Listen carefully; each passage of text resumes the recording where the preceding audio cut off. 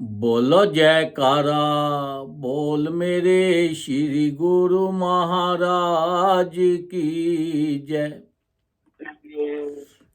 सौभाग्यशाली प्रेमी गुरुमुखो, ये संसार में हर जीव खुशी चाहता है और सुख चाहता है। खुशी और सुख सब इंसान के अपने हाथ में है कि वो किस तरह से रहना चाहता है। कुछ लोग बोलते हैं कि जो हमारे भाग्य में लिखा होगा वही हमें मिलेगा, पर भाग्य क्या चीज़ है? भाग्य भी आपके हाथ में है।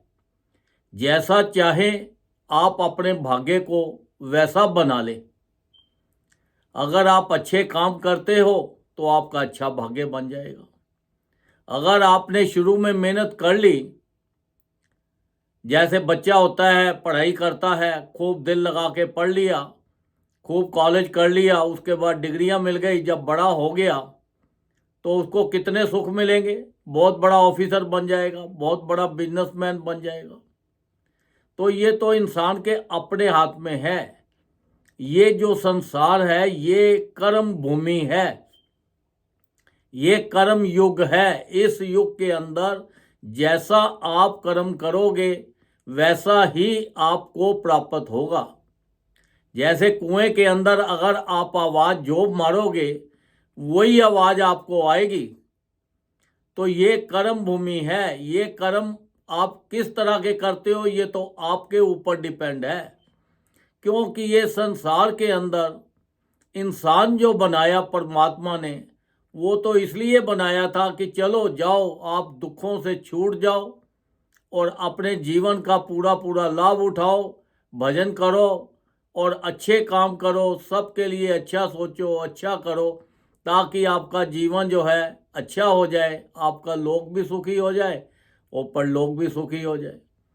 अब देखो हमारे ऊपर कितनी अपार परमात्मा की कृपा है कि हमें संत महापुरुषों की चरण शरण मिली हुई है।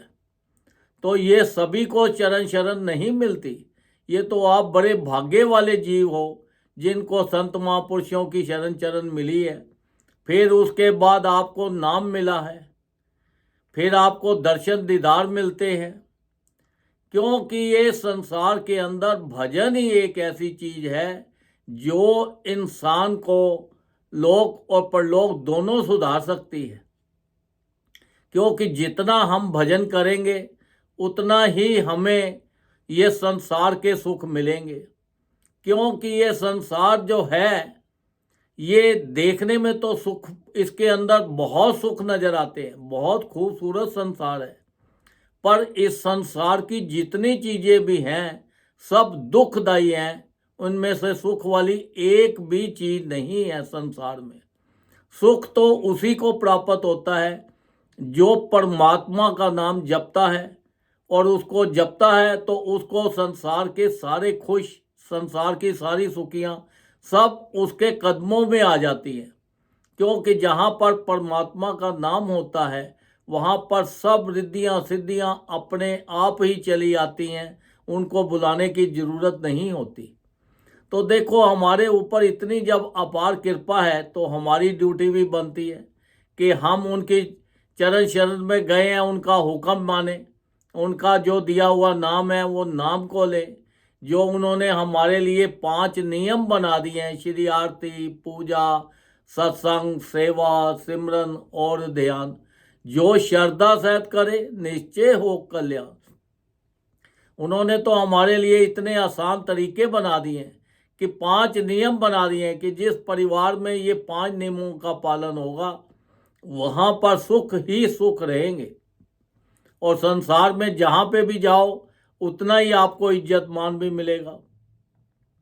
तो देखो इतनी अपार कृपा परमात्मा ने जो हमारे ऊपर की है। ये जो शरीर है ये हमें कुछ टाइम के लिए मिला हुआ है, ये परमानेंट नहीं है। ये शरीर को हमने कभी किसी वक्त भी छोड़ के चले जाना है, क्योंकि हर चीज़ की एक गारंटी होती है, हर चीज़ की एक लिमिट होती है। और हमारी ये शरीर के अंदर रहने की कोई भी लिमिट नहीं है, कोई भी गारंटी नहीं है कि हम कब ये शरीर को छोड़कर यहाँ से चले जाएं, क्योंकि इतना कम वक्त हमारे पास है और इतना कीमती वक्त है जिसको हम खराब कर रहे हैं। हमें तो ज़्यादा से ज़्यादा उठते बैठते चलते फिरते हर वक्त भजन ही भजन करना चाहिए और संसारी काम भी करने चाहिए। संसारी काम जितने करेंगे और भजन करेंगे, संसारी काम अपने आप ही होते चले जाते हैं, क्योंकि फिर रिद्धियाँ सिद्धियाँ जो हैं वो सारे काम आपके अपने आप कर देती हैं। लोग तो कोई सोचते हैं कि भैया अभी शादी हो जाएगी तो फिर जाके भजन भुजन करेंगे, उसके बाद बच्चे बड़े हो जाएंगे तो भजन करेंगे, कोई बिजनेस अच्छा हो जाए तो फिर भजन करेंगे, कोई प्रॉपर्टी मिल जाए तो तब करेंगे। नहीं, जो आपका वक्त गुजर गया सो गुजर गया, आगे का वक्त आप खराब मत करो, क्योंकि संसार की जिस चीज़ की भी आप इच्छा करते हो, जिस चीज़ की कामना करते हो, अगर आप भजन जपते हो, भजन करते हो, नाम जपते हो, तो वो सब इच्छा आपकी अपने आप पूरी बिना मांगे ही हो जाती हैं, क्योंकि नाम के अंदर इतनी ताकत है। नाम जो है वो साक्षात परमात्मा का ही रूप है। जैसे हम जाते हैं संत महापुरुषों के पास जाते हैं तो वहाँ पर संत महापुरुष देखो दोनों हाथों से हमें आशीर्वाद देते हैं और दोनों हाथों से खुला प्रसाद देते हैं। जब उनकी देखो वो इतनी अपार कृपा करते हैं अपने भक्तों के ऊपर, अपने जीवों के ऊपर, कि वो कहते हैं लो भाई खुश रहो, खुश रहो, बार बार हमें कहते हैं, क्योंकि खुशी तो सिर्फ उसी में मिलेगी जो नाम जपता है। क्योंकि ये नाम एक ऐसी चीज़ है, ये हमारा एक कवच है, ये चारों तरफ हमें घेर के रखता है।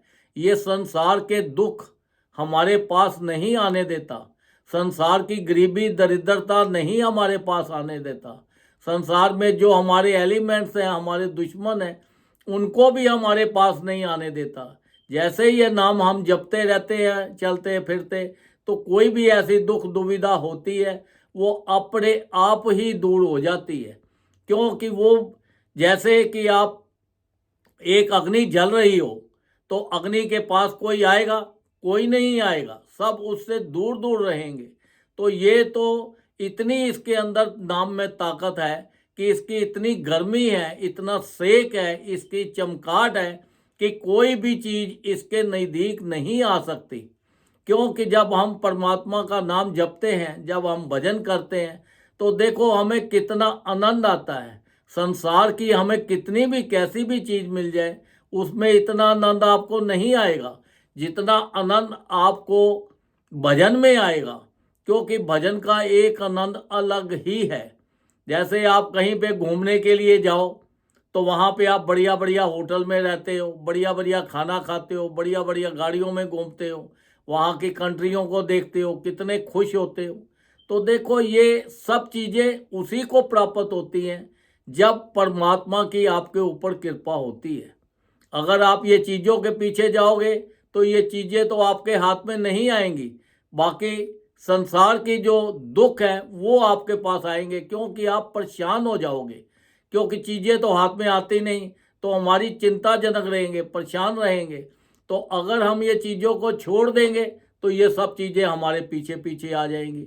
जैसे आप अपने साए को पकड़ने की कोशिश करो, साया आपके हाथ में आता है? कभी नहीं आता। साया जो है वो आपके पीछे पीछे तभी आएगा जब आप साए को छोड़ दोगे।